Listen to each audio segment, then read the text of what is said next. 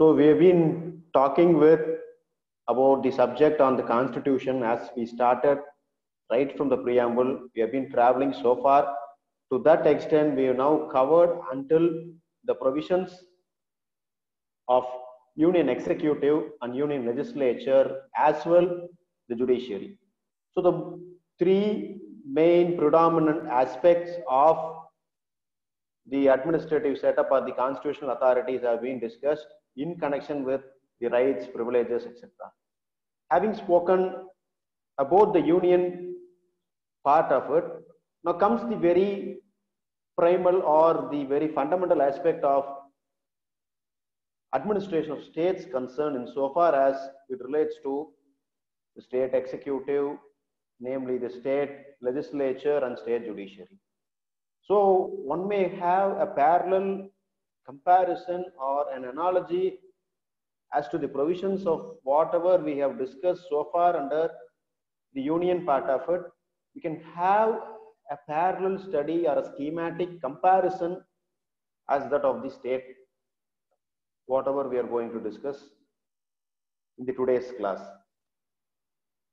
Now, as I was just drawing the curtains down on the previous occasion, I stopped with the union legislature as such, right? So starting with the state executive. Now, the very similar powers, whatever we have discussed to the President of India, have been once again here conferred on the state executive, namely the governors.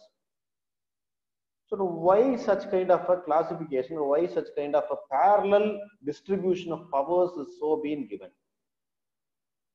Now, as far as union is concerned, whatever is so being carried out by the union government, the same have to be taken the nod of the presidential approval.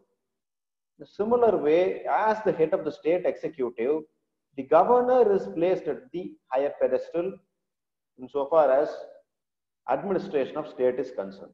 So this particular concern has first given up the setting up of a separate administrative setup for the state concern. எப்படி வந்து மாநிலங்கள், அதாவது மத்தியில வந்து அரசுக்கு வந்து செயல்பாடுகளை எடுத்து செய்யறதுக்கு ஜனாதிபதியினுடைய தலைமை அல்லது எந்த ஒரு சட்டங்கள் பிறப்பிப்பதற்கு ஜனாதிபதியினுடைய ஒப்புதல் தேவையோ, அதே மாதிரி அரசு அப்படின்னு எடுத்துக்கிட்டா அரசை நிர்வகிப்பதற்கு ஏதுவான ஒரு, அதாவது முதல்ல வந்து அதாவது மாநில அரசுகளை வந்து நிர்வகித்துக் கொண்டு செல்லணும் அப்படிங்கிற ஒரு காரணத்திற்காக வேண்டி ஆளுநர்களை நியமிக்கிறோம். So the very power of appointment of governors as such in the constitution finds place under article 153. So 152 is something related to state. State na enna erkanave paathutom. Indha part la state அப்படிங்கிறது என்னன்னா, it is excluding Jammu and Kashmir. அவ்வளவுதான் 152 ல. ஏன்னா ஏற்கனவே article 12 ல state பார்த்திருப்போம். அந்த definition இங்க அப்ளை ஆகாது. We are just taking a parallel comparison of article 12, or rather we are having a separate provision for state. Article 152 152ல ஸ்டேட்ங்கிற வார்த்தை இந்த பர்టిక్యులர் பார்ட் எந்த பார்ட்ல ஸ்டேட்டை பத்தி சொல்லுதுன்னா part number 6 of the constitution. நம்ம பார்ட் 3 ல பார்த்த ஸ்டேட்டுக்கும் இங்க பார்ட் 6 ல பார்க்குற ஸ்டேட்டும் ஒன்னே தானா அப்படின்னா கிடையாது. In the context of part 6, the term state refers to all the states in India, but it does not include, it is an exclusion or definition which is excluding something, excluding the state of Jammu and Kashmir. Why, you all know, by virtue of the provision under article 370 of the constitution, Jammu and Kashmir enjoys a special status. So adanala state ku kide idu varadu. Coming to the very basic provision, now who is a governor or what are all the appointment procedure, etc. So we'll just start with the executive power of the state or governors of the state. Article 153 per se talks about the appointment or the procedure, or rather we can say the head of the state is the governor, or there shall be a governor for each state who shall be, normally we call it as the state executive. அப்போ ஒரு ஸ்டேட்டுக்கு கவர்னரா இருந்தா ஒருத்தர் ஒரு state மட்டும் தான் பார்க்க முடியுமா, இல்ல ஒன் ஆர் மோர் ஸ்டேட்ஸுக்கு கவர்னர்ஸ் இருக்கலாமா? Tamil Nadu has also faced such a frequent situation also sometime earlier recently. right? A governor who is so been appointed, Vidyasagar Rao, right? He is so been appointed to look after the affairs of state of Tamil Nadu as well to other state also, right? This so happens. ரெண்டுக்கு மேற்பட்ட மாநிலங்களுக்கு ஏதுவாக ஒரே ஆளுநரை நியமனம் செய்யலாம். சரி. Now coming to what are all the executive powers of the state governor.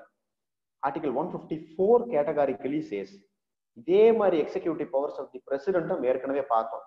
There is some provision, if you may have a bare text in your hand, you can just refer to that provisions of the executive powers of the president. ஏற்கனவே பார்த்ததுதான் 53 ல பார்த்திருப்போம். Article 53 is the analogous corollary provision.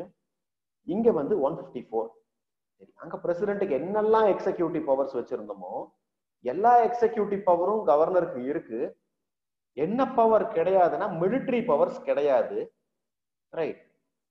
More particular diplomatic or military powers சொல்லுவோம். That military powers is not available to the governor of a state. ஏன்னா military comes under the purview of the defence ministry, namely government of India is taking care of that. So அதனால military power மாத்திரம் கிடையாது. சரி, அது போக மற்ற what are all the other functions or other powers which are conferred upon the constitution on the president of India. All the executive powers are though directly being vested upon a governor insofar as state is concerned. ஏன்னா ஸ்டேட்டோட எக்ஸிக்யூட்டிவ்னு சொல்லியாச்சு, லா making பவரும் சொல்ல போறோம் பின்னாடி. ஏற்கனவே நம்ம பார்த்துருப்போம், right? பிரசிடென்ட்டுக்கு ஏற்கனவே பார்த்தோம் ஆர்டினன்ஸ் மேக்கிங் பவர் 1, 2, 3. அதே மாதிரி கவர்னருக்கு ஆர்டினன்ஸ் மேக்கிங் பவர் 2, 1, 3 இருக்கு. பார்டனிங் பவர் பார்த்தோம். பார்டனிங் பவர் எங்க பார்த்தோம்? ஆர்டிகல் 72ல பிரசிடென்ட்டுக்கு பார்த்தோம், மன்னிக்கிறது, கருணை மனு மீது நடவடிக்கை எடுக்கிறது. அதே மாதிரி கவர்னருக்கு அந்த பவர் இருக்கு. ஆர்டிகல் 161 ஏற்கனவே கால்குலேஷன் எல்லாம் சொல்லி கொடுத்தேன். 72 பிரசிடென்ட்டுக்கு, 161 கவர்னருக்கு. 6 + 1 7, 1 + 1 2 பிரசிடென்ட்டுக்கு முன்னாடி, ரைட்? ஸோ அப்போ எல்லா பவர்ஸும் ஈக்குவலா இருக்கு. It's all mutandis applies to whatever to the president of India. Same powers are so been vested with the governors of the state, right? இது ஒரு aspect. Coming to the mode of appointment of the governors as such. Yaar governor appointment was simple, you know. 155 talks about the mode of appointment or who is the competent person. So the president will be appointing the governors as such as the union head of executive. President is having the power to appoint the state executive or head of the state. What is the term of the governor as such? Here you may have to draw a distinction. பிரசிடென்ட்டுக்கு பார்த்தீங்கன்னா 5 years டேர்ம்னு சொல்லியிருப்போம்.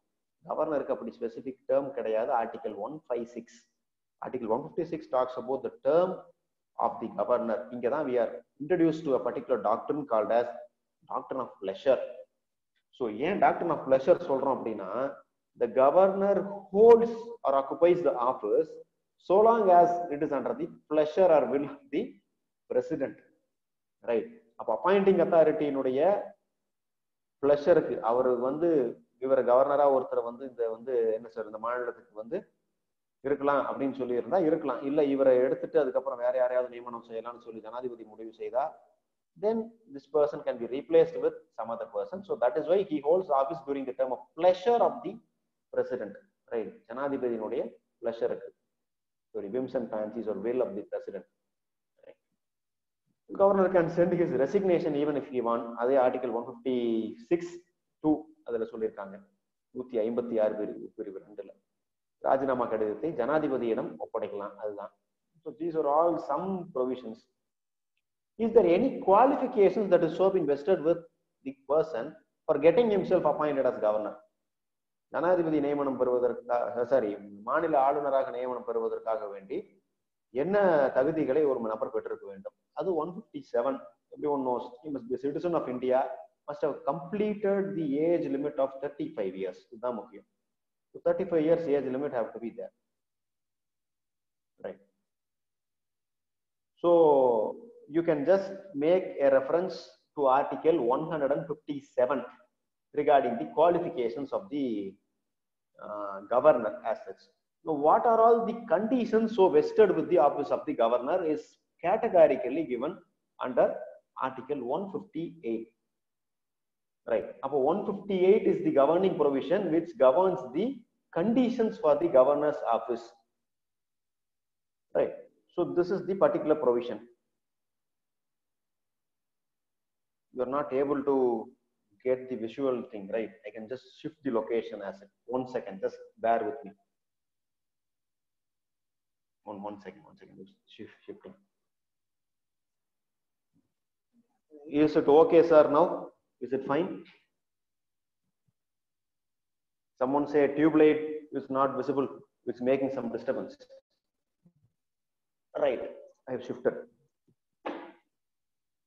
Now, what is the next provision which is so being closely attached with the office of the governor is that the conditions of governor's office 158. So கவர்னராக ஒரு நியமனம் பண்ணணும் அப்படின்னு சொல்லியாச்சுன்னா அவர் சில நிபந்தனைகளுக்கு உட்பட்டு தான் அல்லது சில கண்டிஷன்ஸ் ஃபுல்ஃபில் பண்ணா மட்டும்தான் அவர் கவர்னராக நியமனம் பெற முடியும். What is that condition which is attached under Article 158 is that very easy. You can just remember, very easy. He shall not be a member of either of the houses of the legislature or the parliament. அப்போ மாநிலங்களவை மக்களவை உறுப்பினராக இருக்கக்கூடாது, அதே மாதிரி சட்டப்பேரவையிலையும் அவர் உறுப்பினராக இருக்கக்கூடாது. இதுதான் it is so being specified, right? It includes any state, right? இந்த ஸ்டேட்டுக்கு கவர்னர் அப்பாயின்ட் பண்றோம் அப்படிங்கறதுனால he is not also been qualified to get himself appointed as the member of the legislative assembly of any other state. வேற மாநிலங்களுடைய சட்டமன்றத்தில் அவர் உறுப்பினராக இருக்கக்கூடாது. இது ஒண்ணு. He shall not hold any other office of profit. நம்ம ஏற்கனவே டிஸ்கஸ் பண்ணிட்டோம் office of ப்ராஃபிட்னா என்ன இதெல்லாம் சொல்லிட்டு, right? So he shall not be holding any office of profit as such. What are all the privileges he shall be used to permitted to use the official residence? எல்லாருக்குமே தெரியும், ராஜ் பவன் எல்லாம் general, we know, right? As such, so other emoluments which are being closely attached to the office of the governor எல்லாம் பண்ணிக்கலாம், right? அதான் ஏற்கனவே சொன்னோம், 2 or more ஸ்டேட்ஸ்க்கு ஒரு பர்சனை கவர்னர் அப்பாயின்ட் பண்ணலாமா கூடாதா? Article 158 3A, a person, same person can be appointed as governor for 2 or more states concerned, right? This is a provision which you can just refer to 2 or more states, right? This is one provision. சரி, யார் கவர்னருக்கு பதவி பிரமாணம் செஞ்சு வைப்பாங்க? ஏற்கனவே சொன்னேன் 159ல oath or affirmation of office to the governor as such the chief justice of the concerned state. நம்ம ஏற்கனவே பார்த்தோம், பிரசிடென்ட் பார்க்கும்போது chief justice of India is kept having the power to assume oath or affirmation of office to president. அதே மாதிரி கவர்னரை பொறுத்த வரைக்கும் oath or affirmation பண்ணி வைக்கக்கூடிய வேலை யாருக்கு இருக்கு அப்படின்னா it is the chief justice of that particular state high court is concerned. So this is how judiciary is given a higher pedestal than anything else. Now certain other contingencies are there. Article 160, the governor can be appointed to look after any contingency situation, right, as decided by the president. அது 160ல அவசர காலங்கள் அதெல்லாம், right? What is the constitutional position of the governor is so been categorically held in few case laws. இப்போ ரீசெண்டா கூட கர்நாடகால governor appoint பண்ற இஷ்யூல government dismiss பண்ணிட்டு புதுசா வர்ற இஷ்யூல there is some issue that was going very recently, some 2018 or 19, right? You can just take note of the case laws alone. Ram Javaya Kapoor versus State of Punjab.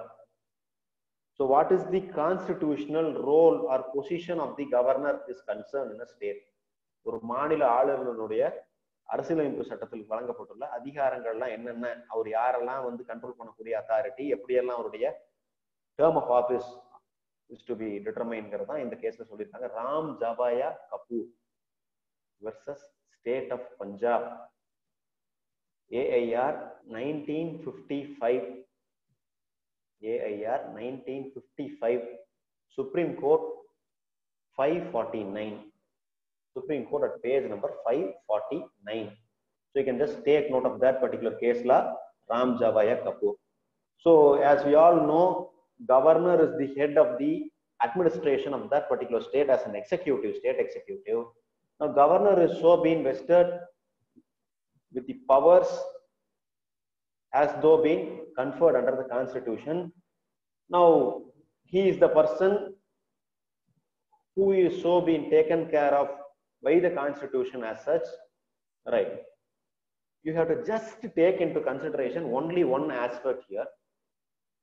எப்படி ஸ்டேட்டுக்கெல்லாம் governors இருக்கிறாங்களோ அது போலவே union territories so far union territories are concerned இந்த கவர்னர்ங்கிற பேரையே வேற மாதிரி மாத்தி வச்சிருப்பாங்க. அது ஒண்ணும் இல்ல, right, it is the lieutenant governor, துணை நிலை ஆளுநர்கள், அவ்வளவுதான், வேற எதுவும் இல்லை.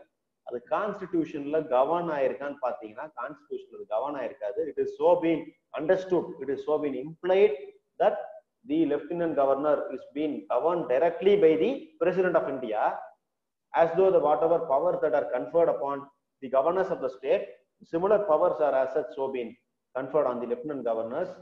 So now what has to be done and what not to be done is been categorically given under the constitution as such.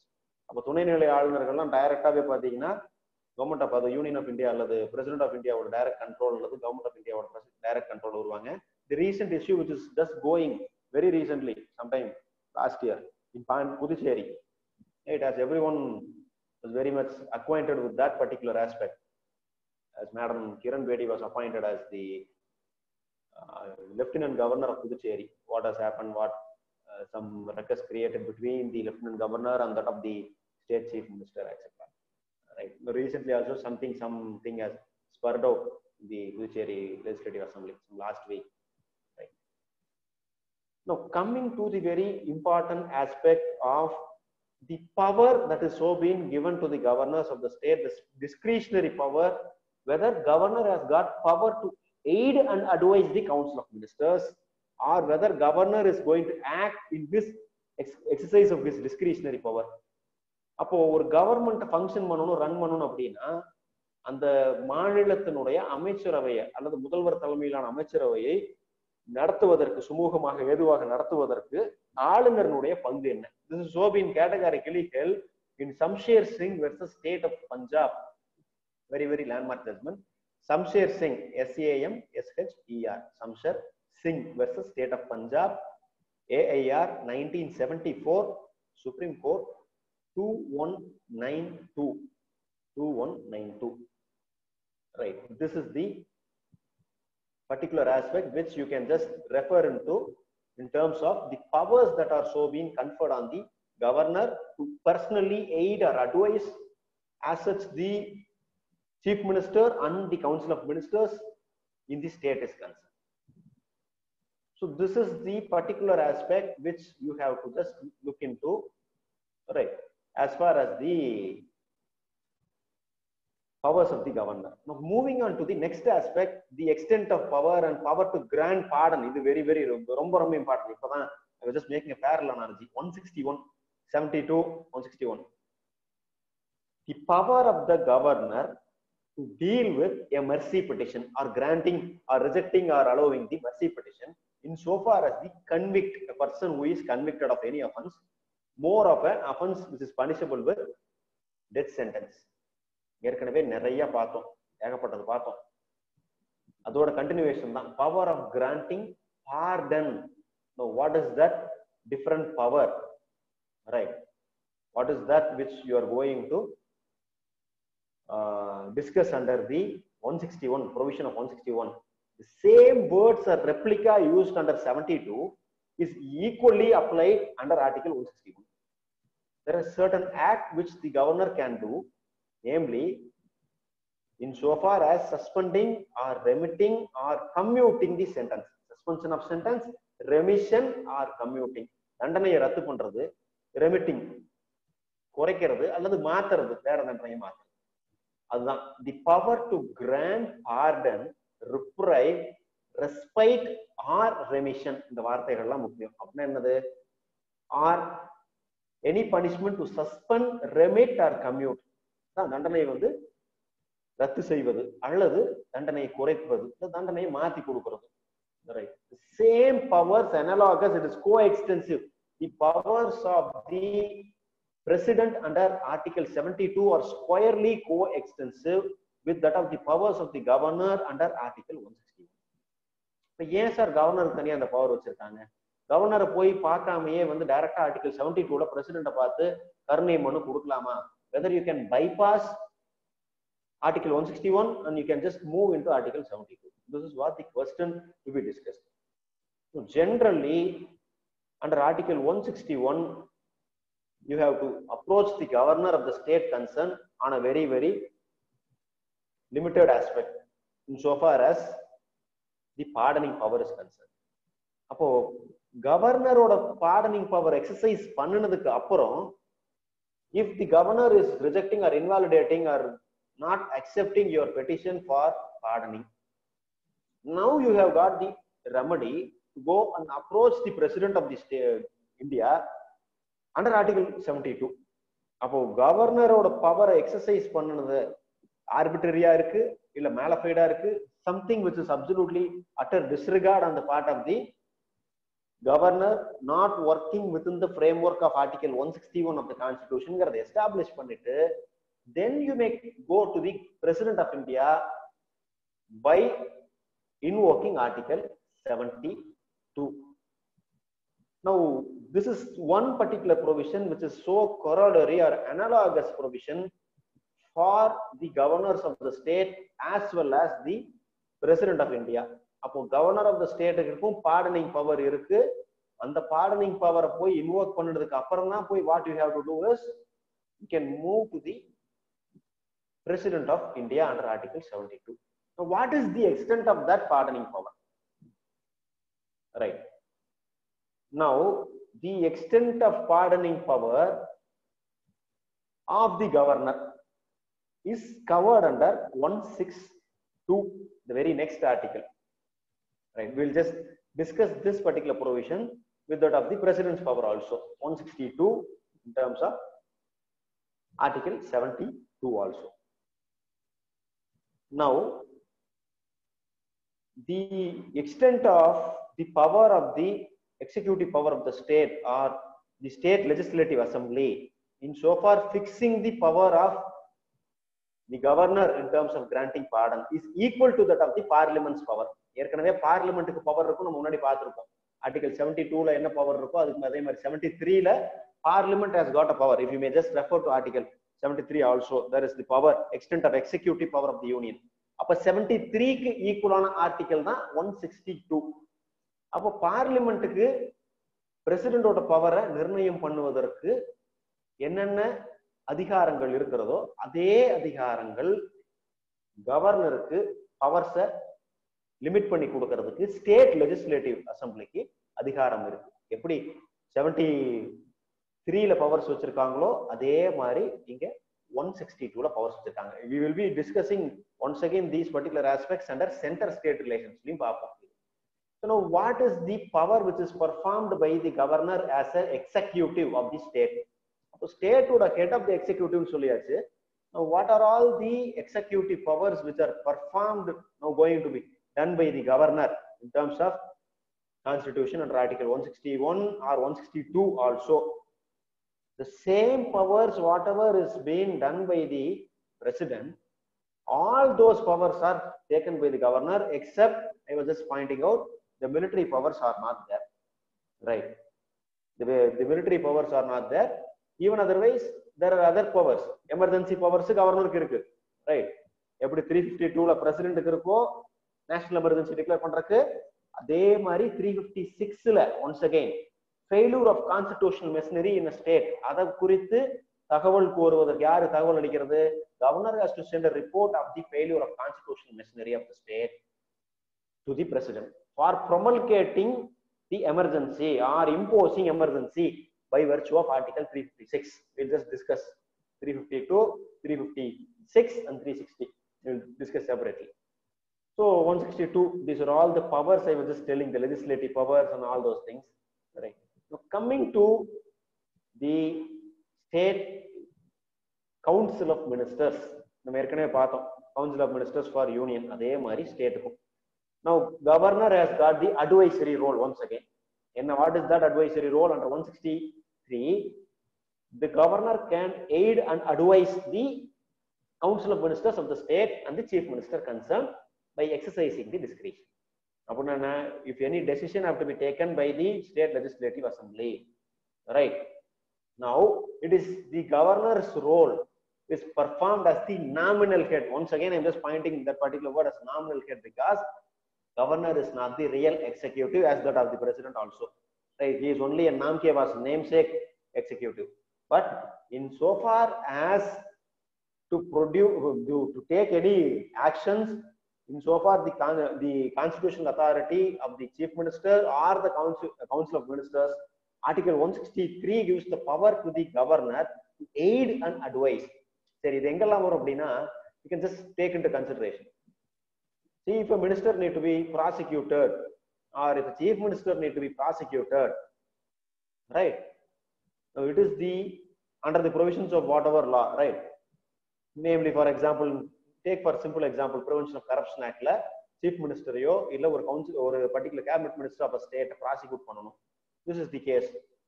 Now prima facie the charges of corruption is being there, but to take prosecution, to get sanction, who is the authority to grant sanction? Idhan kelvi, right? Council of Minister or minister மேல போய் நடவடிக்கை எடுக்கணும் Prevention of Corruption Act la. இங்க as a head of the state executive, the sanction or not will be obtained from the governor as the head of the incapacity of the head of the executive. About this is the power which is so been once again vested with the governor for the purpose of taking any particular action or aiding or advising the council of ministers and the chief minister. He is not only aiding and advising, rather the discretionary powers are so fettered on the governor to grant permission in or grant sanction in terms of prosecution against the chief minister as well as the council of ministers concerned. This is a discretionary power once again with the governor. He can act or he can just exercise the discretion as unto provided under the constitution. அப்போ constitution la கொடுத்திருக்கிற article 163 la கொடுத்திருக்கிற powers for purpose of aiding and advising, the governor can utilize it by way of exercising the discretion. Seri. Next question is that the governor under article 164, the next article, I'm just taking parallel explanation to article 164. Right. Now, the very appointing of the chief minister is concerned is under the hands of the governor. Now, 164 confers that particular power to the governor to appoint the chief minister for the state and also to assume office of oath or administer office of secrecy and the whatever administering the office to the council of ministers. அப்போ ஒரு முதலமைச்சருக்கோ அவரோட அங்கம் வகிக்கின்ற மற்ற அமைச்சர்களுக்கோ அமைச்சரவை பதவி பிரமாணம் செய்து வைப்பது ஆர்டிகல் 164 இருக்கு, ரைட்? So என்னென்ன மினிஸ்ட்ரி எல்லாம் இருக்கு, what are all during the pleasure, அப்போ once again the pleasure doctrine is here under 164 ல the chief minister or the ministers whoever is been appointed, right, they shall hold office till the pleasure of the governor. So once again the pleasure doctrine is having its predominant application in so far article 164. Now, one particular concept which we want to make a distinction here. ஏற்கனவே parliament அதாவது பார்க்கும் பொழுது parliament has got the collective responsibility in பார்த்தோம். அதே மாதிரி council of ministers of the state is having the collective responsibility for the affairs of the legislative assembly of the state. இது ரொம்ப ரொம்ப முக்கியம். அப்போ it is not the chief minister, it is not the governor or individual ministers are independently taking decision. It is the collective decision which is so being taken by the council of ministers with the chief minister under the aid and advice of the governor in the legislative assembly is concerned. அப்போ legislative assembly ல எந்த ஒரு நடவடிக்கை எடுத்தாலும், right, now that thing have to be brought to the knowledge of the governor for the approval of the governor or taking the nod of the governor, right? So அதனாலதான் எந்த ஒரு pillow எந்த act எது pass பண்ணாலும் ordinance pass பண்ணாலும் எது பண்ணாலும் it is now being directly taken by order of the governor சொல்லிட்டு we are now just taking that particular provision under article 164, right? Coming to the next aspect, I was just talking about the powers of governor's office. One particular power is that the governor once again will be heading or will be chairing the every first session which is so being conducted by the legislative assembly immediately. ஒரு கூட்டத்தொடர் ஆரம்பிக்கும் பொழுதும் சட்டப்பேரவையில ஜனாதிபதி தான் first வந்து உரை நிகழ்த்தி ஆரம்பிச்சு வைப்பாங்க துவக்கம். Right. So it is equal akin to that of the president's power. I'm just making a parallel comparison of president and governor. Now, as these are all the powers, right? You may know what are all the powers and immunities. Governor cannot be sued in the name, or no warrant or nothing could be issued as against the governor. Right? Enjoys that kind of an immunity under the Constitution of India, more particularly. Right? These are all the powers vested with the office of governor. Now, coming to the next ambit of discussion, the topmost law officer of the state, Advocate General of the state. Right, Article 165 talks about Advocate General. Now we were discussing under the Constitution the very same provision equating with that of the Attorney General for the state. So Attorney General for the state is under Article 76. Right. So the very same provision equally gives power for the state government, the governor of each state, to appoint an Advocate General for that particular state. He shall be the topmost law officer under Article 165 to aid or advise once again on matters concerning legal importance, on all legal matters. Now it is the duty of the Advocate General to advise the government or the state government concerned. Right. Now, recently also, some 2 days back, the state government, over and above the appointment or the existence of the office of the Advocate General, recently come up with an appointment of a special senior counsel to appear in matters of legal importance. Right. இப்போ ரீசெண்டா பண்ணாங்க 2 நாளைக்கு முன்னாடி தமிழ்நாடு கவர்மெண்ட்ல Advocate General already is there. The office of the Advocate General is in existence. Right. Now the government of Tamil Nadu has also appointed a person called as the special senior counsel. Once again subjecting to the governmental discretion. Now, what is the method to conduct the proceedings or business of the state government is concerned? Article 166. நம்ம ஏற்கனவே union கவர்மெண்ட்டுக்கு பார்த்தோம், அதே தான் இங்கேயும் வருது. Article 166. Now, all the action or all the law whatever passed in the name of the state government shall be expressly taken in the name of the governor. அதனால தான் ஒரு ஜிஓ எது பார்த்தாலும் by the order of the governor of the state அப்படின்னு போட்டிருக்கும். Whatever agreement, contract or any other order executed, அதான் GO எல்லாமே executed in the name of the state government, it shall be executed in the name of the governor as such. So governor அப்படின்னா the validity of any order or whatever is so been executed or any instrument, that shall be in the name of the governor. Right, அதான் Article 166. Right. So it is the governor who will be the topmost executive, who is now given the power once again to deal the affairs of the state as such under the Constitution, more particularly under Article 166. Now there are certain duties once again which been embedded upon the office of the chief minister in furnishing certain information to the governor. 167. Right, whatever legislation or whatever proposal or GO, anything has been passed by the state legislative assembly. Now it is the duty of the chief minister to report or to furnish such information or submit the GO or proposal or any law that is passed for the consideration of the Council of Ministers, and after the ministry or Council of Ministers have taken a decision, it is for the chief minister to place it and communicate it to the governor. So this is the power once again as the head of the state executive. The governor enjoins as the highest power. Right. Now this is the very, very important power. Right. Article 167. The same powers are there under Article 78. Prime Minister in the duty irukku. இதே மாதிரி பிரசிடென்ட்க்கு communicate பண்றதுக்கு Article 78 இருக்கு. Right. This is what we call it as doctrine of collective responsibility. So the chief minister, the council of ministers are all collectively responsible to the concerned governor or state governor. Right. This is 167 we just completed. Now coming to the next aspect of state legislature. union legislature பார்த்த மாதிரியே அதே மாதிரி now we are now talking about the state legislature on terms of article 168. சரி, union legislatureல there are two houses, namely Lok Sabha, Rajya Sabha. அதே போல ஒரு state லெஜிஸ்லேச்சருக்கும் ரெண்டு house இருக்கா? Member of legislative assembly and member of legislative council. ஒரு காலத்துல தமிழ்நாட்டிலையும் MLC இருந்தது, சட்ட மேலவைன்னு சொல்லிட்டு. Right. It was subsequently abolished, came to be abolished.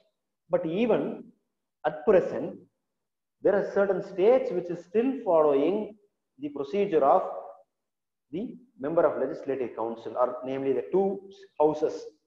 Right. Particularly, right, there are states of Andhra Pradesh, Bihar, Madhya Pradesh, Maharashtra, right, Karnataka. Once upon a time, Tamil Nadu was also there. Right.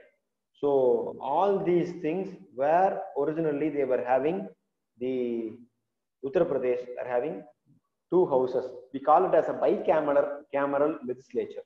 Right. Political science context, we call it as bicameral legislature. ரெண்டு அவைகள், right, மாநிலத்திலேயே சட்ட மேலவை ஒன்று, இலவை ஒன்று. Right. Now MLC and all came to be. Any doubt, you can just reserve it at the fag and we'll just discuss. Right.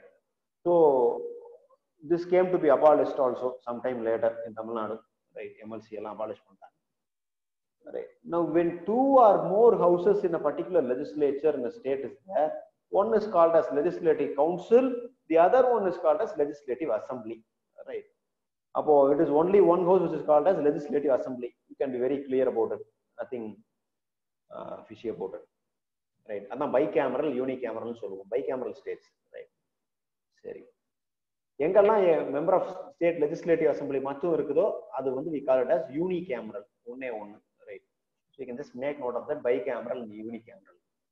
Right. Single chamber, or it is all the model which we borrowed from UK and other countries. Right. Single chamber and multiple second chamber அந்த மாதிரி வரதெல்லாம். So this is more particular provision. So certain states have abolished or created this particular legislative council. Tamil Nadu la abolish பண்ணிட்டாங்க, article 169 once again. So the legislative council came to be abolished insofar as Tamil Nadu is concerned. Right. Now what is the very purpose of this particular provision is that now whenever a law is passed in the state legislative assembly, similarly it has also go before the state legislative council.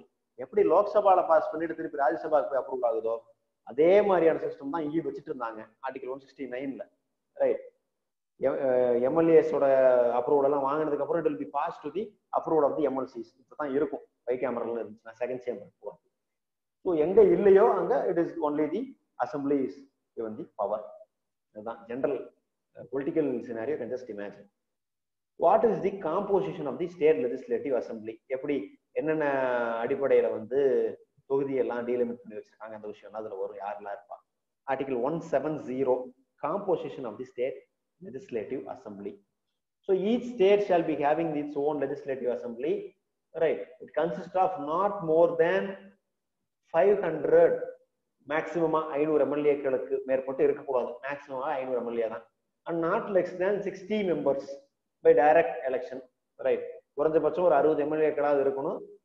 உயர்ந்தபட்சமா வந்து 500 பேருக்கு மேல இருக்கக்கூடாது. இதுதான் வந்து this is the ceiling limit given for constituting a legislative assembly as such.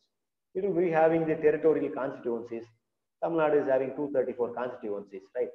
So based on the geographical location or territoriality, delimitation of the election commission. Right. This is based on the population. We can more particularly say based on the population, district bifurcation, etc. Census வச்சு தான் பண்றோம். Right.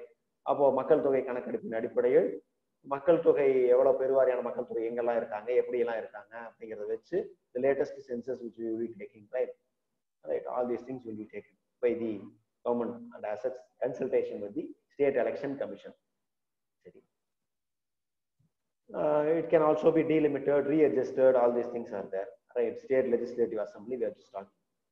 Legislative council பத்தியும் பார்த்தோம். அதுதான் 171. Next we can just refer the next provision under article 171. legislative council and its composition.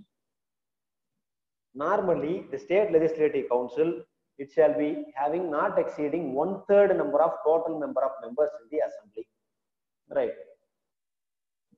Say for example, 100 பேர் இருக்காங்க அப்படின்னா அதுல 1/3 30 பேருக்கு குறைவு இல்லாம என்ன பண்ணணும்? It is the total number of constitution of the state legislative council is there. Right. So now the state legislative council will be having the indirect election, or the electorals will be based on the indirect thing, right? So it will be consisting of as nearly as that of the persons elected from the electoral thing based on the education qualifications or that of their occupation, etc. Right? கல்வி மற்றும் அவங்களுடைய வேலை வாய்ப்பு அல்லது அவங்க என்ன பணி செய்யறாங்க அடிப்படையா வச்சு proportional representation system which we follow in India in constitution, right? The system of single transferable vote la, it is the proportional representation which has been followed. Governor has got some role here to appoint some persons in terms of having special knowledge. Every Rajya Sabha la vandu special knowledge ulla people vandu 12 members appoint பண்றாங்க, president, arts, science, literature, etc., etc. Right? So the same way the governor can also appoint certain member to the member of legislative council. This is one particular aspect. What is the duration of the state legislature? Normally, Article 172, it is for 5 years from the date it is so been appointed or it is so been assumed office. Right? Idhukku naduvula the state legislative assembly is subjected to get itself dissolved on certain situations. Right? No confidence motion, or you may say in terms of emergency. Karnataka is the best example, right? Yediyurappa's government, no confidence motion raised. Right? So if it is so been dissolved once again within a period of 6 months after its dissolution, the new election have to be taken place afresh for the purpose of appointing or the purpose of making the new government, new state legislative assembly to form its government. Now coming to 173, what is the qualification to become a member of the state legislature? Or MLA ஆகிறதுக்கான அடிப்படை conditions in the constitution. 173, you know, the Election Commission of India prescribes certain qualifications as per schedule number 3, third schedule இருக்கு அதுக்கான qualifications. 25 years குறைவில்லாம இருக்கும், right? இதுதான். Member of legislative council இருந்தா, சட்டமேலவையா இருந்தா 30 வயசு, அப்படியே லோக்சபா ராஜ்யசபாக்கு வர மாதிரி you can imagine. Normally he may be possessing any other qualifications which is so been prescribed under law by the parliament or by the constitution as such. These are the general qualifications. If யாரெல்லாம் next very important aspect, summoning or proroguing or dissolving the house of the state legislative assembly. சட்டமன்றத்தை கூட்டுவதற்கும் சட்டமன்றத்தை கலைப்பதற்கும் யாருக்கு அதிகாரம் இருக்கிறது? 174. The governor shall from time to time he can summon the house. அதான் சொன்னேன், every first sitting governor is the person who is now going to summon the house for the first time in a particular year. ஒரு வருஷம் ஆரம்பிச்ச உடனே first sitting, right? The governor may prorogue the house from time to time. He can also dissolve the house, right? Dissolution, no confidence motion வரும்பொழுது, right? If the no confidence motion is not being passed successfully, now it is the duty of the governor to dissolve it under 174 by convening the session, right? So you can just, Tamil Nadu case is also there, right? K.A. Madhiyalakan versus governor of Tamil Nadu. Just take note of the case. The powers of the governor under Article 174, right? Discretion, advice of the Council of Ministers. K.A. Madhiyalakan versus governor. AIR 1973, Madras 198. AIR 1973, Madras 198. So now next provision is Article 175. Very easy. The right of the governor to address and send messages to the house or the houses. So he can jointly convene the joint sitting of the house, namely the legislative council as well the legislative assembly. How president is making a joint sitting of the Lok Sabha and Rajya Sabha, right? Any bill which is pending before both the houses, or if any deadlock situation is coming, Article 175, right? Now governor will be called upon, he is requested to make out a joint sitting 175 ல இப்பதான் சொன்னேன். அடுத்த next provision special address by the governor 176 ல ஒரு வருஷமும் now the legislative assembly is being convened, or legislative council is convened immediately after a particular first session, commencement of the first session. முதல் கூட்டத்தொடர்ல ஜனாதிபதி தான் ஆளுநர் தான் போய் முதல் கூட்டத்தொடருக்கான உரையை நிகழ்த்தி ஆளுநர் உரையோட துவங்கப்பட்டதுன்னு சொல்லி பார்த்துருக்கோம். அது 176 ல. அதே மாதிரி after every general election when a new legislative assembly is formed, right, புதுசா கவர்மெண்ட் ஃபார்ம் பண்ணி ஆட்சி அமைக்கிறாங்க அப்படின்னா at that point of time also the governor will be called upon to make the first session immediately to make an address, the speech in the house of the legislature. Now coming to next aspect, the persons in respect of the state legislative assembly, எப்படி வந்து attorney general he has got the right of audience to speak out in the parliament, who not being the member of the parliament, though he is not a member, he is having some privilege or powers under the constitution. அதே மாதிரி advocate general of the state is also having the very same right to audience or speak under article 177. It is the advocate general who shall take part in the proceedings and he can make his speech in the legislative assembly, right, or in the legislative council, right, for communicating any particular matter. He may be taking part in the proceedings of the house. So this is for the particular aspect which you have to just look into. Now coming to the officers or the persons who are all the people connected with the administration of the legislative assembly. Article 178, speaker, deputy speaker. There are two people. You can just make a parallel comparison to Lok Sabha. Every legislative assembly will be having speaker and deputy speaker. Now what are all the qualifications? They shall be choose immediately after the new house meets, right, after the government is formed. Among the ruling party, the people may choose a particular person as speaker and the deputy speaker who shall be in charge of conducting the proceedings of the house is concerned. அப்போ சட்டசபை நடவடிக்கைகளுக்கு சபாநாயகர் தான் முழுக்க பொறுப்பு, right? So once again it is there, vacation or resignation or removal of the speaker is concerned, right? So now what is that? 179 talks about one particular provision. Whenever a person holding office as the speaker or deputy speaker is vacant, some other person may be within 14 days, the time limit is there, 14 days a person can be appointed as speaker, or assembly is dissolved, right? Speaker will not be vacating his office immediately. எப்போ assembly dissolve ஆகி அடுத்த assembly கூடுற வரைக்கும் அவரே ப்ரோடம் ஸ்பீக்கரா இருப்பார். ப்ரோடம் இடைக்கால சபாநாயகர், அதான் வேற ஒன்றும் இல்லை, ப்ரோடம் ஸ்பீக்கர், ரைட்? அதுக்கப்புறம் புது கவர்மெண்ட் ஃபார்ம் பண்ணதுக்கு அப்புறம் the new government will choose the speaker for their own, right? So this is one particular aspect which you have to just look into, right? So this is the powers of speaker and deputy speaker, right? Article 180 talks about the powers of speaker and deputy speaker. Speaker இல்லாத நேரத்துல it is the duty of the deputy speaker to just note the proceedings or conduct the proceedings in the absence of the speaker. அடுத்தது, so article 181, one more provision is there. Any resolution of the assembly with regard to speaker or deputy speaker is there. சபாநாயகர் மீது நம்பிக்கையில்லா தீர்மானம் கொண்டு வந்து அல்லது துணை சபாநாயகர் மீது நம்பிக்கையில்லா தீர்மானம் கொண்டு வந்து அவங்க நீக்கணும்னு சொல்லி நடவடிக்கை எடுக்கும் பொழுது அந்த நடவடிக்கையில ஸ்பீக்கரோ டெப்யூட்டி ஸ்பீக்கரோ வந்து ப்ரிசைட் பண்ணக்கூடாது, right? Normally it is some other person who will be given in charge during such proceedings, right? It is based on the voting, right? They will not be presiding as such, right? So அவங்களுக்கு அகைன்ஸ்டான proceeding, removal proceeding அவங்களே வந்து preside பண்ண முடியாது. So no man shall be a judge of his own case, right? Nemo judax in causa sua. அந்த maxim தான் bias, principles of bias, அதான், right? So chairman and deputy chairman, legislative councilக்கும் chairman and deputy chairman இருக்காங்க, right? You can just make note of that article 182. எப்படி வந்து legislative assemblyக்கு இருக்காங்களோ அதே போல legislative councilக்கும் இருக்காங்க.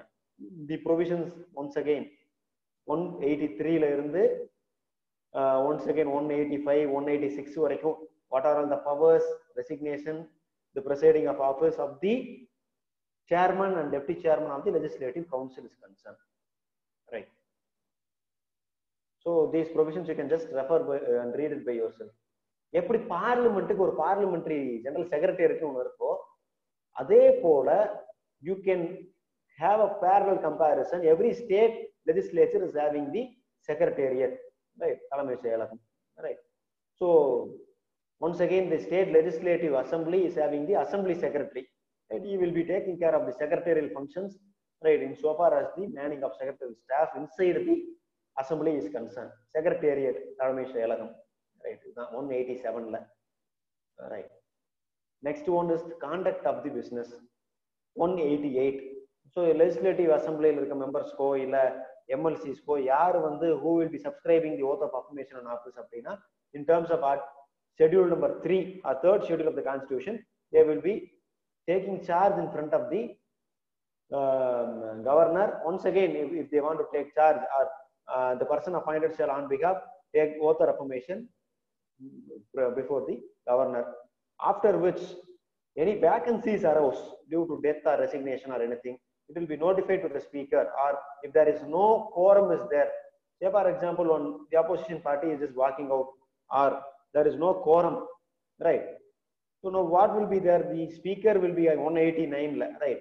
The powers of voting inside the house are notwithstanding the vacancies or quorum. The speaker can adjourn the house, or the speaker can in such a case have got the right of voting in the இடத்துல, right? நம்பிக்கையில்லா தீர்மானம் ஏதாவது கொண்டு வர்றாங்க, அப்போ ஈக்குவலா டைல வந்து நிக்குது, right?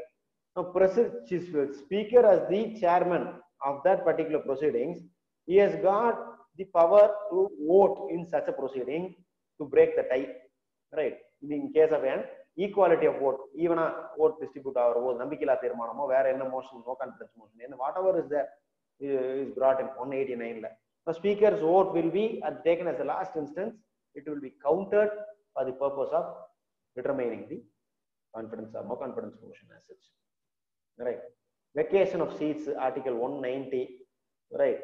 When the members of the seat, the house, the seats have been fallen vacant, right, either by death or any other contingencies, right, or resignation as such. Now within a period of 60 days of the vacancy, right, now one particular provision is there. If a member is continuously absent for a period of 60 days without taking part in the assembly proceedings, அவை நடவடிக்கையில் அவை கூட்டத்தொடரில் பங்கேற்காம 60 நாட்கள் கண்டினியூஸா ஒரு நபர் சட்டமன்ற உறுப்பினர் சட்டசபைக்கு வராம இருந்தா அவரோட சீட்டை வந்து வேக்கன்ட்னு சொல்லி டிக்ளேர் பண்றதுக்கு ஸ்பீக்கருக்கு 190 சப் கிளாஸ் 4 ல அதிகாரம் இருக்கிறது. Article 190 sub class 4, right? On 60 days of not continuously attending the proceedings. This is the provision as such. Then what is the disqualification of the members of the legislative assembly or council? 191, very very important, right? No person shall hold an office of profit, right, if he is unsound mind, or is undischarged insolvent person, if he is acquiring the citizenship of the other country voluntarily, all same provisions which we are just equated with the disqualifications for membership of the members of the parliament. So MPs can disqualification, so the same thing is equally applies to 191 for disqualification of membership for the state legislative assembly also. The disqualification, general disqualification. சரி, இந்த disqualification குறித்து முடிவெடுக்கிறதுக்கு யாருக்கு அதிகாரம் இருக்கு? The decision of the governor is the final on disqualification of the member under article 192, right? So disqualified member cannot take part in the assembly proceedings. That is 193, right? If he is so been permitted to sit inside and vote even after disqualification, now it is the speaker can make that person declared as a disqualified person, and penalty can also be levied from that particular person for disqualification or being disqualified. He is taking part in the proceedings, right? Now coming to the parliamentary privileges, பார்த்த மாதிரியே assembly, legislative assembly privileges பார்க்கறாங்க, right? சட்டசபை உறுப்பினர்களுக்கு உண்டான privileges என்னென்ன? Now what are all the privileges as we have just discussed?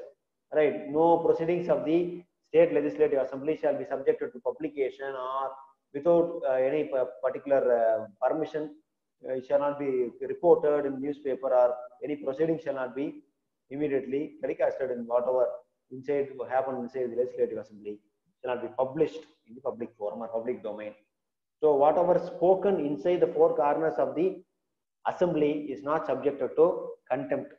Freedom of speech and expression கீழ அது கண்டெம்ப்ட்ல வராது. It's all privileges or what, right? Now article 194 more equally similar to article 105 of the parliamentary privileges. Parliamentary privileges 105 ல இருக்கு, அதுக்கு ஈக்குவலான provision அப்படியே 194 ல இங்க legislative assembly இருக்கு. You can just refer the same thing. Once again, no one can be punished for contempt whatever is spoken inside the assembly, right? These are all the provisions, right? Salaries and allowances of the members, it shall be determined by the government, or legislative assembly will decide the salaries of the members of the legislative assembly and council based on the provisions of the constitution, right? எவ்வளவு அவங்களுடைய ஊதியம் அப்படிங்கறத நிர்ணயம் பண்ணலாம். 195 ல what is the method of passing or introducing a bill, இதுதான் ரொம்ப ரொம்ப இம்பார்ட்டன்ட். ஏற்கனவே நம்ம அங்க பார்த்தோம் 106, 7ல 110ல இதெல்லாம் ஏற்கனவே பார்த்தோம். பார்லிமெண்ட்டுக்கு இருக்கு பவர். இங்க 196ல பார்க்கறோம் அத, right? The method of introduction and passing of a bill in a legislative assembly. Normally all bills can be passed either in a legislative council first or legislative assembly first, except money bill. எங்கெல்லாம் legislative கவுன்சிலும் legislative அசம்பிளியும் இருக்கோ அந்த ஊர்களை எல்லாம், அந்த ஸ்டேட்ல எல்லாம் legislative கவுன்சில்லையும் பண்ணலாம் first, இல்ல லெஜிஸ்லேட்டிவ் அசம்பிளிலையும் பண்ணலாம். ஆனா ஒரே ஒரு கிரவுண்ட் என்ன அப்படின்னா, மணி பில்ல மட்டும் எங்க பண்ணணும், பினான்சியல் பில் ஆர் மணி பில்ல மாத்திரம் லெஜிஸ்லேட்டிவ் அசம்பிளில பண்ணினதுக்கு அப்புறம் தான் பிற்பாடு தான் லெஜிஸ்லேட்டிவ் கவுன்சில்ல பண்ணணும். ஏன்னா financial matters it is in the purview of the legislative assembly, right? So the method of passing of the bill more similar to passing of a bill in the parliament. We can just have a reference, right? So if a bill is rejected by the legislature, next article 197 la, what is the method for rejection of a bill? If a particular bill is being so rejected by one house or the council of legislative assembly, legislative council is concerned, now once again it has to be passed not more than 3 months of its lapse.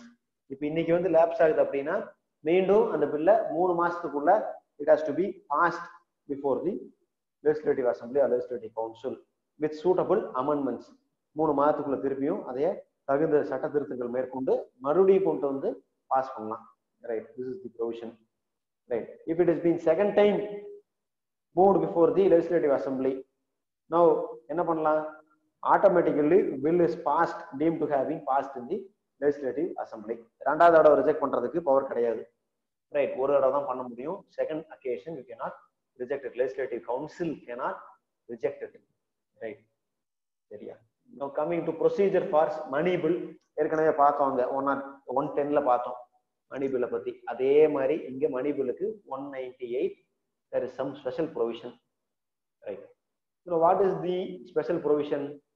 The special provision is so given under 198. Money bill shall not be introduced in a legislative council. Legislative council la வந்து பண்ண முடியாது, legislative assembly la தான் first பண்ணனும்.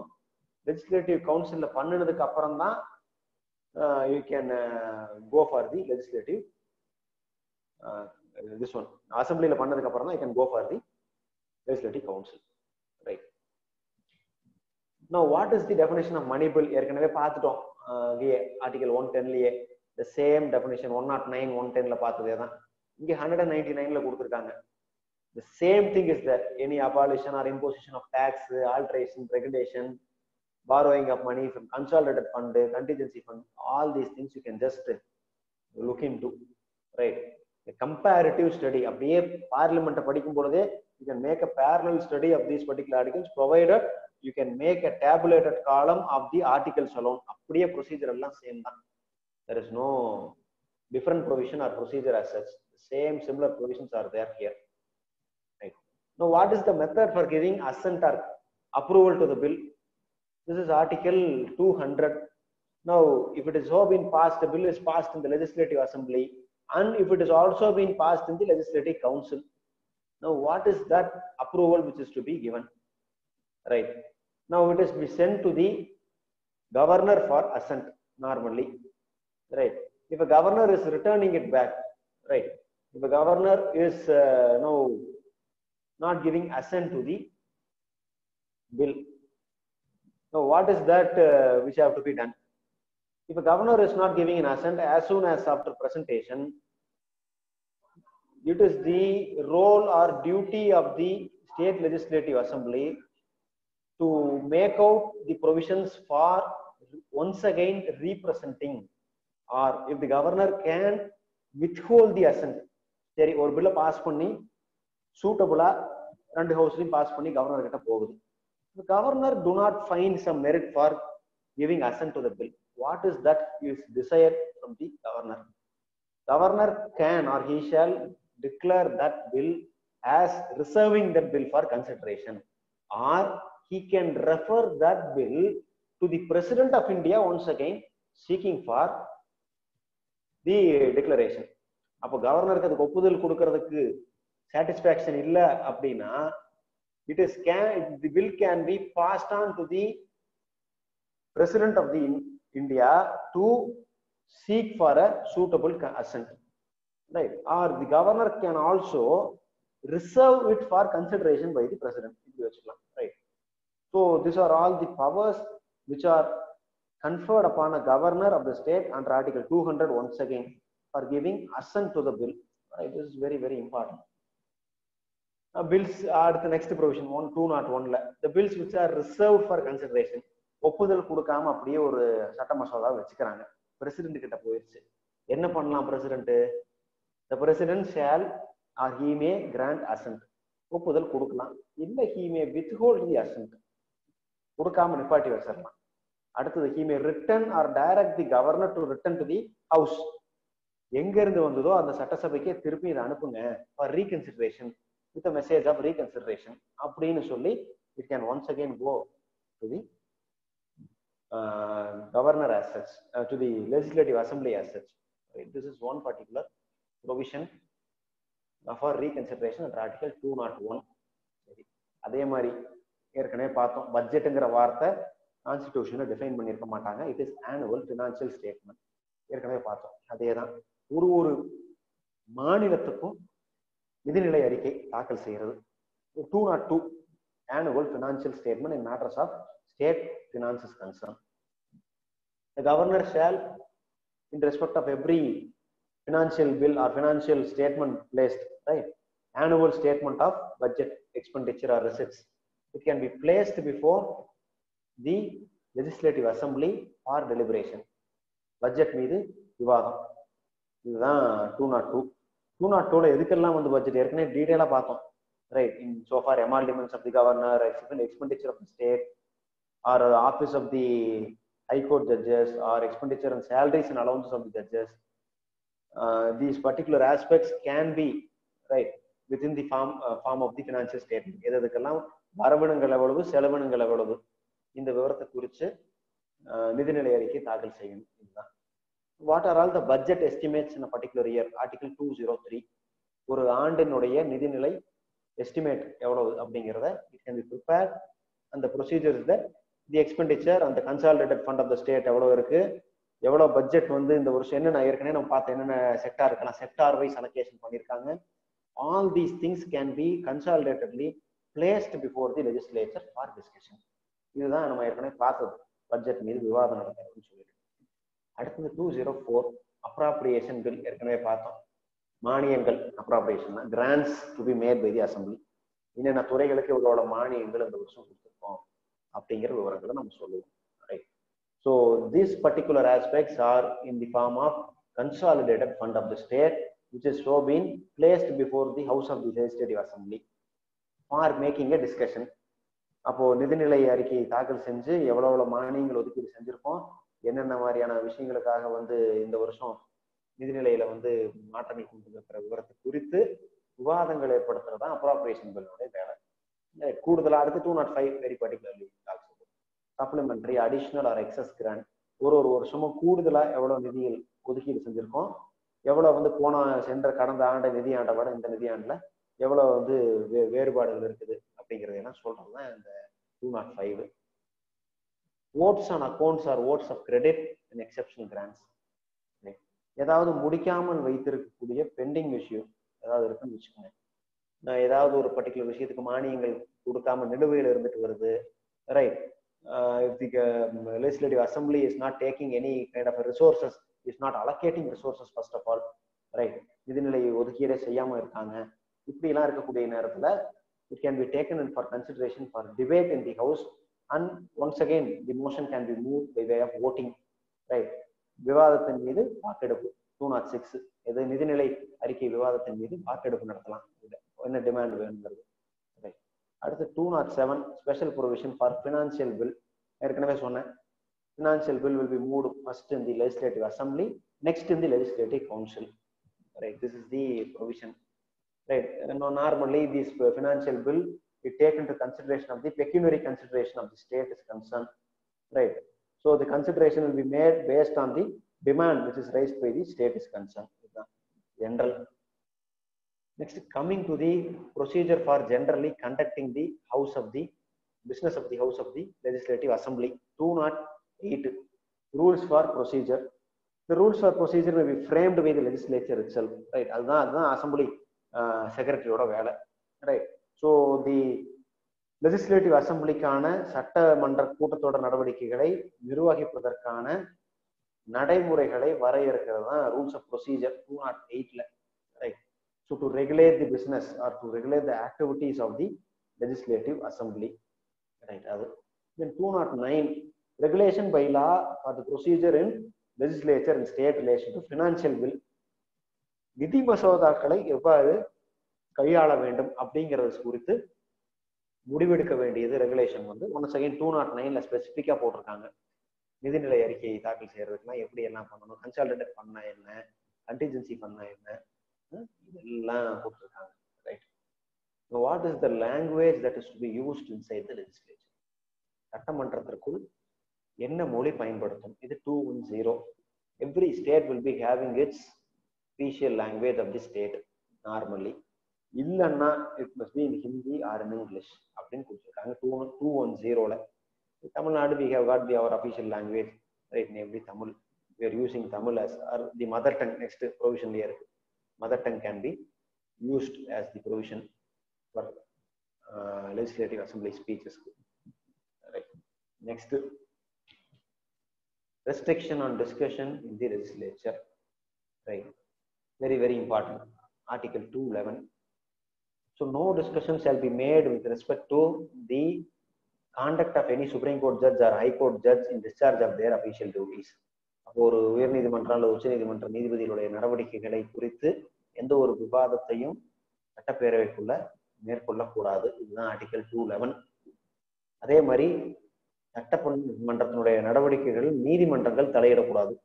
Once again legislative supremacy, article 212, right? The court cannot called in question to allege irregularity inside the procedure of the state legislature. நார்மலா, right, நீதிமன்றங்கள்ல சட்டமன்றத்தில் நடக்கக்கூடிய விஷயங்களை question பண்ணி சேலஞ்ச் பண்ண முடியாது, right? Accept certain grounds are there, grounds namely irregularity, alleged any irregularities or any kind of improprieties or all those things. Now coming to very important power, ஏற்கனவே பார்த்தோம், easy ரெஃபரன்ஸ்க்கு நான் சொன்னேன், whether governor is having the legislative or law making power. ஒன்றும் இல்லை, ordinance making power. அதுதான் article 123 மாதிரியே இப்போ வந்திருக்கும் 213. What is the power of the governor to promulgate an ordinance? எப்பெல்லாம் சட்டமன்றம் கூட்டத்தொடரில் இல்லாமல் இருக்கோ, whenever the legislative assembly is not in session, now the governor can satisfy to make a law, right, as form of the ordinance, அவசர சட்டம், right? எப்படி? Now the ordinance can be made by the governor, right? That ordinance shall be having the same force of as though having the force of the law passed by the state legislative assembly. அப்போ சட்டமன்றம் நடைமுறையில இருந்து ஒரு சட்டத்தை பிறப்பித்திருந்தால் எப்படி இருக்குமோ அதே மாதிரியான நடவடிக்கைகள் தான், அதே மாதிரியான ப்ரொசீஜர்ல இந்த ஆர்டினன்ஸ் பாஸ் பண்ணா அதே நடவடிக்கை தான் இருக்கும். அதுதான் 213. இது என்ன பண்ணணும், நாட் நெசசரிலி, அதாவது after promulgation of an ordinance within 6 monthsல this ordinance have to be either get it approved in both the houses or this particular ordinance shall be 6 weeks, 6 வார காலத்திற்கு அமுலில் இருக்கும். இந்த 6 வார காலம் முடிவதற்கு முன்பாக இந்த அவசர சட்டத்தை, சட்ட மசோதாவை என்ன பண்ணணும் அப்படின்னா, it has to be placed before the house of the assembly to get approval from the assembly. So this is the ordinance making power of the governor. Once again it is subjected to legislative scrutiny, subjected to the subjects contained there under 7th schedule. Union list, state list, concurrent list இருக்கும். So அந்த மாதிரியான subject within the subjective jurisdiction, the governor can make a law. We will be dealing under 7th schedule detail. This is the power of making ordinance as such. So article 213 is very clear. Now coming to the state judiciary, state legislature பார்த்தாச்சு, state executive பார்த்துட்டோம். The leftover portion is state judiciary, with which we will be drawing the curtains down for the today's discussion. State judiciary அப்படின்னா article 214 இருந்து start ஆகுது. Appointment of judges to high court 217, அது தனியா பார்க்கிறோம். அப்ப high court உடைய establishment அப்படின்னு பார்த்தா article 214 says there shall be a high court for each state or high court for 2 or more states or as such அப்படின்னு வச்சுக்கலாம். அது அடுத்து பின்னாடியே வருது, right? The high court can be having power to 2 or more states also. Now what is that article 214 says all about? It says the very establishment of the high court concerned to the states. So the establishment of the high court as such is governed by article 214. இதுலயே ஒன்னு கொடுக்குறாங்க. The high court may also have the power to establish the benches for the high court. So in Tamil Nadu we witness Madurai bench of the Madras High Court, right? In some other states, Maharashtra, they have got Aurangabad bench, right? Every state they are having their own benches. So in the bench in the 214 கீழ தான் cover ஆகுது, right? So the high court for the states including the bench of the particular high courts concerned. Coming to high court is the court of record, article 215, very very important. இதுதான் நம்ம contempt போட்டோம்னா இந்த ஆர்டிகிளை வந்து mention பண்ணுவோம் contempt பெட்டிஷன்ல. People who are practicing in high court, they are well versed and acquainted with this particular provision, right? 226 லாம் போட மாட்டோம். It is this particular article, more particularly article 215 ல தான் ஒரு நார்மலா கண்டெம்ப்ட் போடுறோம், right? This 215 is the governing provision for dealing with the high court to punish a person for the contempt. High court ஒரு order pass பண்றாங்க, if a person is not obeying that particular order, once again it amounts to contempt or gross violation of the order, or it is the willful disobedience of the order which is being passed in the favor by the high court. For which purpose the very same high court is having the power as the court of record. இதனால தான் அந்த court of record ன்னு சொல்றோம், right? High court is having the court of record, right? This high court is now having powers under article 215 to punish a person per se for the act of committing contempt. Contempt commit பண்ணதுக்காக வேண்டி தண்டிக்கக்கூடிய அதிகாரம் once again high courtக்கு இருக்கு 215 ல. இது very very important, right?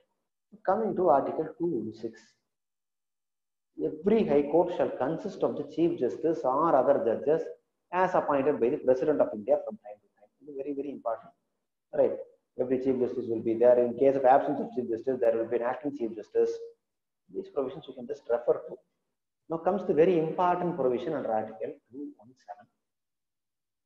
Article 217 talks about the appointment of the office of a high court judge, right? Every person will be appointed as the high court judge by the president of India under article 217. That's warrant of appointment சொல்லுவோம், right?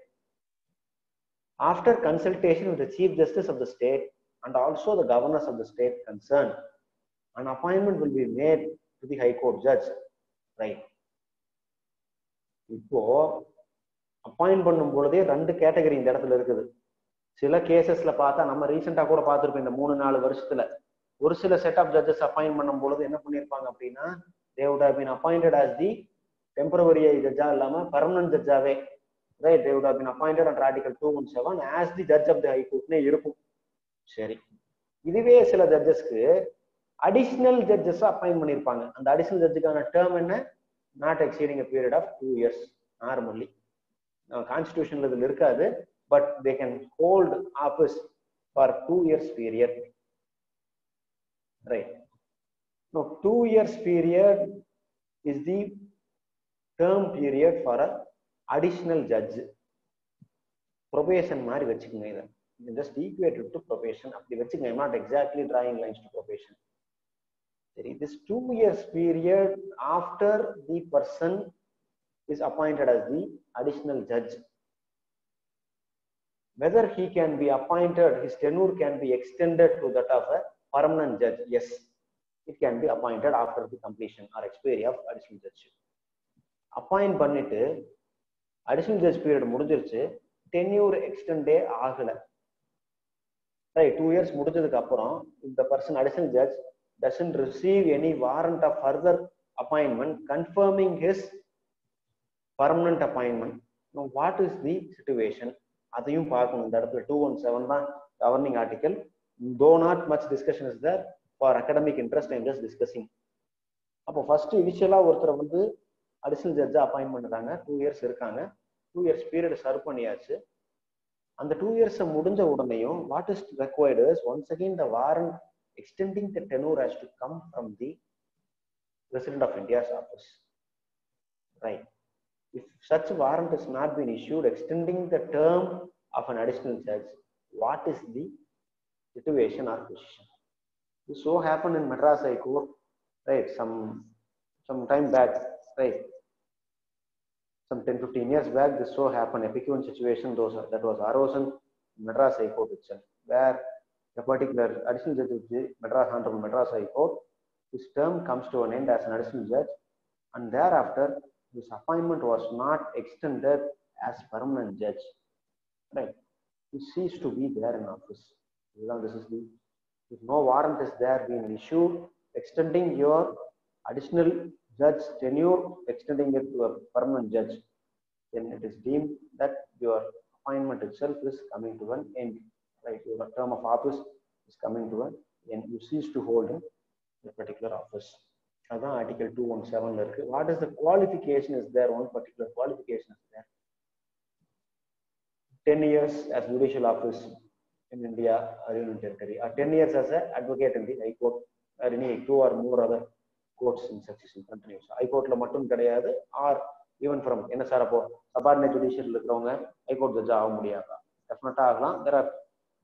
there is a well known example, right, in our Madras High Court itself, where the honorable judge was appointed sometime back, sometime 15 years back, once again from the trial background, right? Now these are all the things by direct elevation or by holding any judicial office, elevation or from promotion in the rank of district judges la irundhu high court judge எல்லாத்துக்குமே தெரியும். So all these things are there, you can just have a reference to it, right? Once again, if any dispute or question arose as to the age of the judge of the High Court, it shall be decided by the President of India in consultation with the Chief Justice of India, right? So we all know, right, some situation which happened or some issue came up, once again Madras High Court, right, as far as the age of the particular judge is concerned, once again this is the opinion which shall be rendered by the President of India in consultation with the Chief Justice of the state, Chief Justice of India is concerned, will be taken as a full and effective consultation, right, in so far article 217 is concerned. Coming to the mode of removal of the judges of the High Court, the same manner of removal as that of the removal for Supreme Court, proved misbehavior, incapacity or misconduct, etc., etc. Is the same provisions will apply, right? 218, certain provisions of High Court applies to the Supreme Court provisions also. I will just leave it. oath or affirmation of office to High Court judges. Yaar 219 it is the they have to either subscribe before the governor of the state or the chief justice of the concerned High Court will be assuming oath of office to affirmation to the High Court judges. சரி, permanent ஜட்ஜா இருந்து retire ஆயிடுறாங்க, அதுக்கப்புறம் வந்து practice பண்ண முடியுமா ஏதாவது கோர்ட்ல திருப்பி? Restriction on practice subsequent to retirement as a permanent judge 220 article. They can practice but no other court inferior to that of the Supreme Court of India or any other high court. எந்த high கோர்ட்ல இருந்து retire ஆனமோ அங்க பண்ண முடியாது. Some other state high courts are to directly to the Supreme Court of India. இதுதான் this is the provision. Right. Salaries etc. of the High Court judges, Article 221 is determined by the Constitution as such in second schedule. Salaries now is second schedule. Transferring a judge from one high court to other high court, which once again happened in Tamil Nadu also sometime recently. 222, a judge of the particular high court can be transferred from that high court to yet another high court also, right? So you may also have come across SP Gupta versus Union of India judges transfer case, right? En masse transfer of judges from one high court to the other high court. These are all some landmark cases we can just take note. SP Gupta versus Union of India. Popularly we call it as a judges transfer case, right? அதிலே நிறைய இருக்கு. அடுத்து supreme court advocates and record association versus union of India, all India judges association சொல்லுவோம், right? More cases are there. You can just take note of the case citation. Supreme Court Advocate on Record Association versus Union of India, AIR 1994, Supreme Court 268.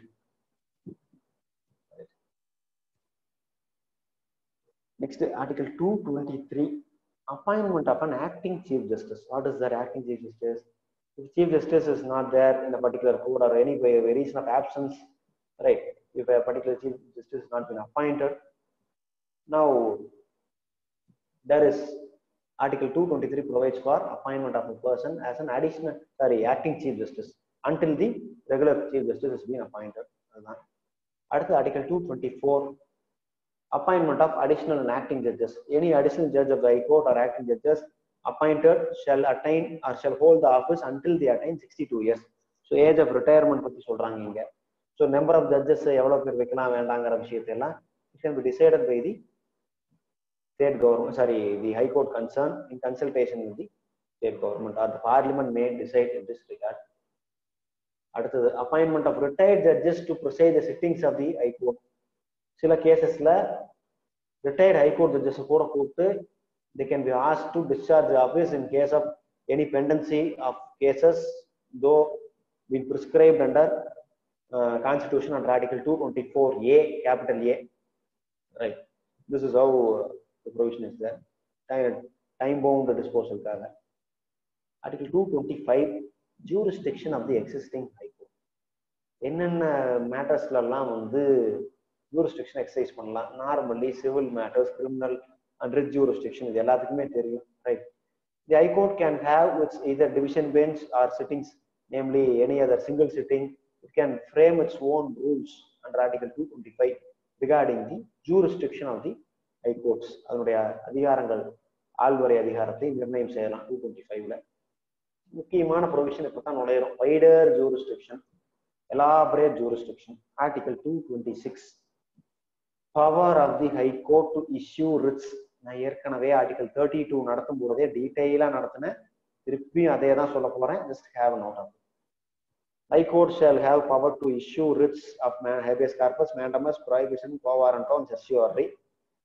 Part 3 right enforce பண்றதுக்கும் இங்க elaborate wider power கொடுத்திருக்கிறது. ஏன்? for any other purpose.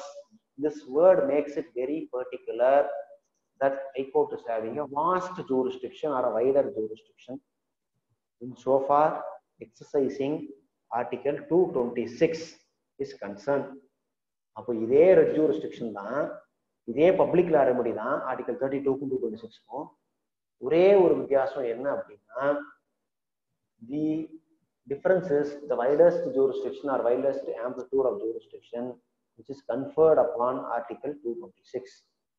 அப்போ என்னது, fundamental right violate ஆனா மட்டும்தான் supreme கோர்ட்டுக்கு போக முடியும் 32ல. இங்க அப்படி இல்ல.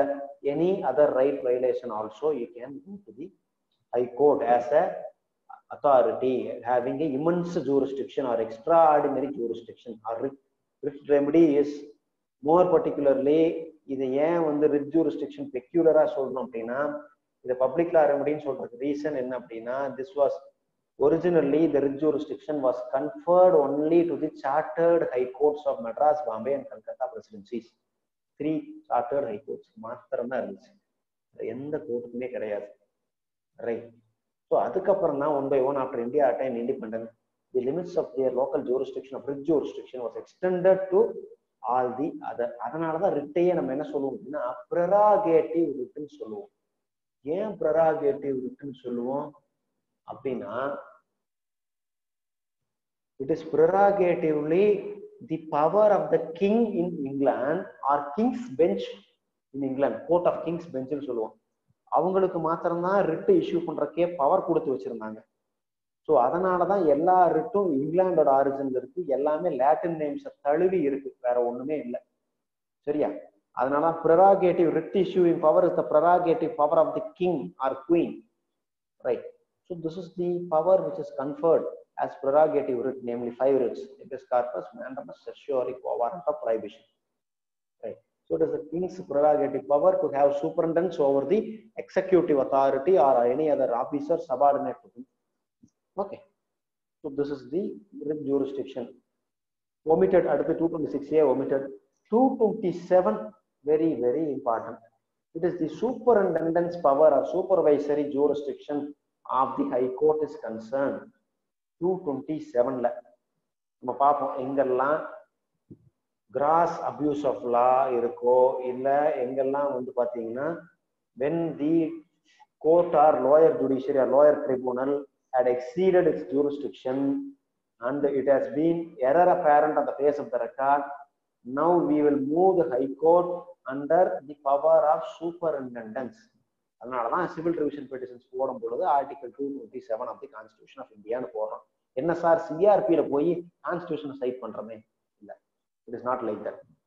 It is the supervisory nature of the high court over the all other jurisdiction of the other courts below its authority.